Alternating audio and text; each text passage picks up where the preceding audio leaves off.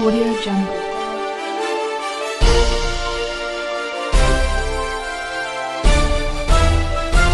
Audio Jungle. రాష్ట్రంలో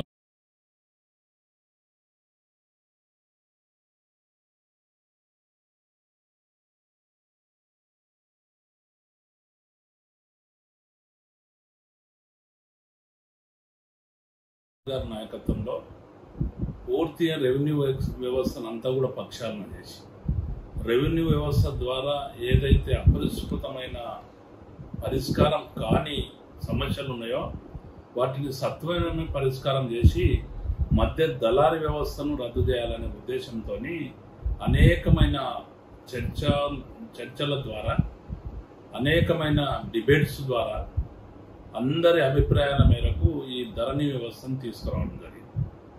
ధరణి వ్యవస్థలో ప్రథమంగా ఈరోజు చూస్తే గతంలో చూస్తే రిజిస్ట్రేషన్ కావాలంటే రిజిస్ట్రేషన్ ఆఫీస్కి వెళ్ళాలి. ఆ రిజిస్ట్రేషన్ ఆఫీస్లో ఈయన ఆన్లైన్లో లేకుంటే మళ్ళీ ఎంఆర్ఓ ఆఫీస్ రావాలి.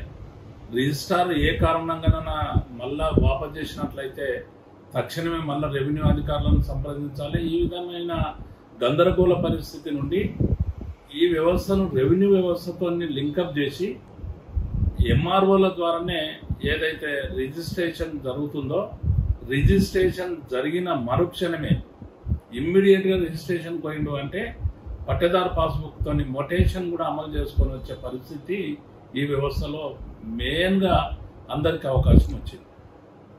కానీ కాంగ్రెస్ పార్టీ వాళ్ళు దురదృష్టవతి ఏంటంటే వాళ్ళ అధికారంలోకి వచ్చిన తర్వాత కేసీఆర్ గారు ప్రవేశపెట్టిన అన్నిటిని కూడా రద్దు చేయాలి, అది ఒక పథకం ప్రకారం ఆయన కనుమరుగు చేయాలి అనే ఆలోచనతో వాళ్ళు ఉన్న పరిస్థితుల్లో మేము ఒకటే అడుగుతున్నాం, ప్రభుత్వాలు మారినప్పుడల్లా వ్యవస్థలను మారుస్తే కరెక్ట్ కాదు.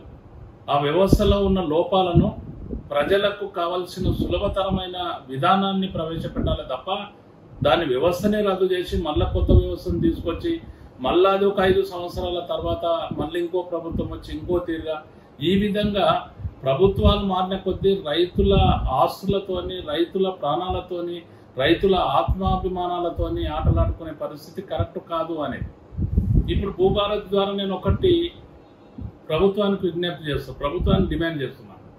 మీరు ఏదైతే భూభారత్ తెచ్చారో నేను అంటున్నది ఏంటంటే ఎన్కటి సిస్టమ్ అంటే గతంలో ఏదైతే అతని భూమిని ఆయన కాపాడుకోవాలన్నా ఆయనకు తండ్రి మరణించినట్లయితే విరాసత్ చేసుకునే పరిస్థితిలో ఎవరిది వాళ్లకు 3 అన్నదమ్ములు ఉంటే 3 అన్నదమ్ముల పేరు మీద చేసుకునే పరిస్థితి ఉంటే అట్లాంటిది చేసుకోవాలన్నా కూడా ఎంఆర్ఓ నుంచి ఆర్ఐ నుంచి మొదలుకొని ఆ గ్రామంలో ఉన్న గ్రామ పరిపాలనాధికారి రెవెన్యూ అధికారి ఎవరైతే ఉన్నారో ఆయన దగ్గర నుండి మొదలుకుంటే అందరికీ ముద్ద చెప్పే పద్ధతితో లేకుంటే అందరినీ కూడా అప్రోచ్ అయ్యే పద్ధతితో లాస్ట్ చివరి వరకు ఆర్డీఓ కలెక్టర్ వరకు కూడా పోయే పరిస్థితి మనం గతంలో చూసినాం.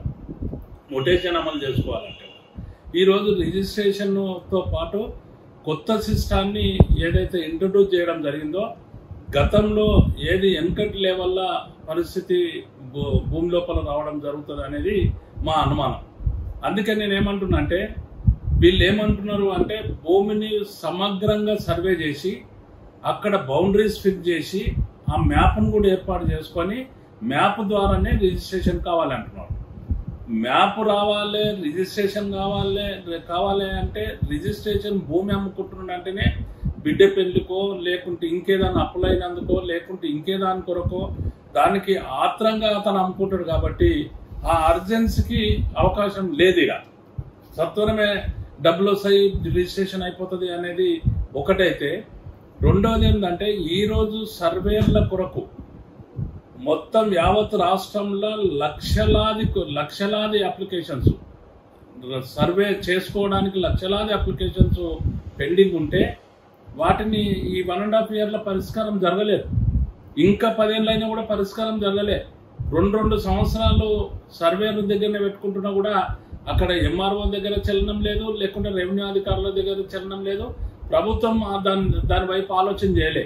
మరి ఎక్కడ ప్రతి ఒక్కరి భూమిని అమ్మే భూమిని కొనే భూమిని ఎక్కడ సర్వే చేస్తారు, ఎక్కడ బౌండరీస్ ఫిట్ చేస్తారు, ఎక్కడ మ్యాపింగ్ చేస్తారు వీళ్ళు ఎప్పుడు రిజిస్ట్రేషన్ చేసుకున్నాలి అనేది ఒక సందేహం.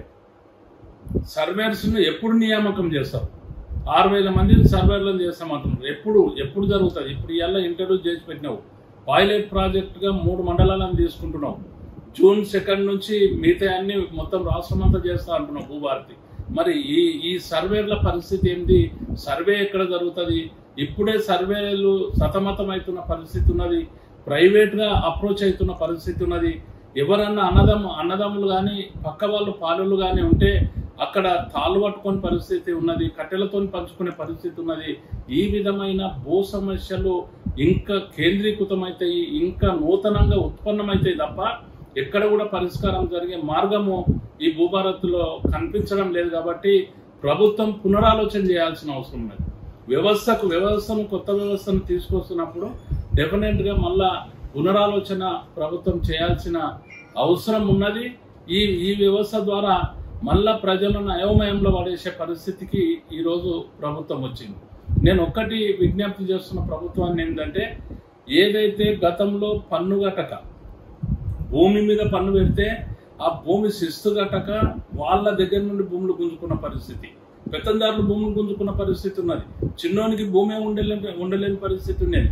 దున్నేటోనికి భూమి లేని పరిస్థితి గతంలో ఉంటే రాను అనేకమైన సంస్కరణల ద్వారా మేధావులందరూ కూడా ఏదైతే భూ సంస్కరణలు ఏర్పాటు చేసి భూ సంస్కరణల అనుభవాల ద్వారా ఒక రకమైన చట్టాలను తీసుకొస్తే ఈరోజు మళ్ళా ఈ భూభారతితోని అనేకమైన కన్ఫ్యూజన్స్ ఈరోజు ప్రజల్లో మళ్ళా ఏర్పడే తీరుగా ఇంకా ఒకడుగు ముందుకేసి ఒక మాట అంటూ ఉన్నారు. ఏంటంటే మేము రెఫరెండం అంటున్నారు.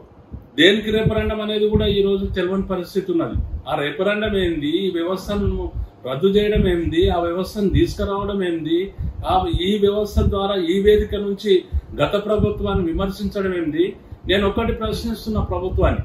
ఎందుకంటే ఒకవేళ కేసీఆర్ గారు ప్రవేశపెట్టిన ధరణి తీసేద్దామంటే, కేసీఆర్ గారు ప్రవేశపెట్టిన ఏదైతే కళ్యాణ లక్ష్మి తీసేద్దామంటే, షాదీ ముబారక్ తీసేద్దామంటే, లేకుంటే రైతు బంధుని తీసేద్దామంటే, అనేకమైన మార్పులు తీసుకొస్తున్న రేవంత్ రెడ్డి గారు కేసీఆర్ గారు ప్రవేశపెట్టిన నిర్మాణం చేసిన సెక్రటరీలా దాన్ని వాడుకుంటున్నాడు. మరి కేసీఆర్ గారు నిర్మాణం చేసింది కదా మరి అది దాన్ని ఎట్లా వాడుకుంటున్నావు? మరి కేసీఆర్ గారు ఉద్యమించి తెలంగాణ చేస్తే ఈ తెలంగాణకు ముఖ్యమంత్రి అయినవు, మంత్రులు అయినరు. మరి దీన్ని వాడుకోవచ్చు కానీ దాన్ని ఉంచడంలో తప్పేంది? ఈ విధమైన ప్రజలకు ఎందుకు అసౌకర్యానికి గురి చేస్తున్నారు అనేది నా ప్రధానమైన ప్రశ్న. ఇప్పటికైనా ప్రభుత్వం ఏదైతే ఇంట్రడ్యూస్ చేసిన నూతన వ్యవస్థను అందులో అనుమానాలు లేకుండా సుబలంగా అంటే సులభంగా అయ్యే తీరుగా ప్రజలకు మేలు జరిగే విధంగా ఉండాలి తప్ప ఈరోజు రెవెన్యూ వ్యవస్థను బస్టు పట్టించే తీరుగా, ఆ వ్యవస్థను బస్టు పట్టించే తీరుగా, ప్రజలకు అనుమానాలు కలిగే తీరుగా రేపు పొద్దున గ్రామ పరిపాలన లోపల రెవెన్యూ వ్యవస్థను తీసుకొస్తున్నాం అంటే మరి గ్రామ పరిపాలన లోపల వాళ్ళను గతంలో పటేల్ పట్వారీలను తీసుకొస్తున్నట్ల మెల్లమెల్లగా పటేల్ పట్వారీ వ్యవస్థను కూడా పునరుద్ధరిస్తారా అనే అనుమానాలు వ్యక్తమవుతున్న పరిస్థితి ఉన్నది. కాబట్టి ఈ విధమైన కక్షపూరితంగా రాజకీయ దురుద్దేశంతో వ్యవస్థల మీద మార్పు తీసుకురావాల్సిన అవసరం లేదు. వ్యవస్థలను కాపాడాల్సిన అవసరం ఉన్నది. మనం 5 ఏళ్లకు వచ్చి పోతాం కానీ వ్యవస్థ పర్మనెంట్ గా ఉంటుంది, ప్రజలు పర్మనెంట్ గా ఉంటారు, ఈ ప్రభుత్వాలు పర్మనెంట్ గా ఉంటాయి. ఈ ప్రపంచం అంతా కూడా కలియుగం అనేది ఉంటది. కాబట్టి మనము తాత్కాలికంగా ఏదైతే ప్రజలు మనల్ని ఎన్నుకుంటున్నారో మనం ఎన్నుకున్న దాంట్లో అనేకమైన ప్రజలకు మేలు జరగాలి తప్ప కీడు జరగవద్దు అనేది నా ఉద్దేశంగా నేను ఈ సందర్భంగా ప్రభుత్వానికి డిమాండ్ చేస్తున్నా, తెలియజేస్తాను.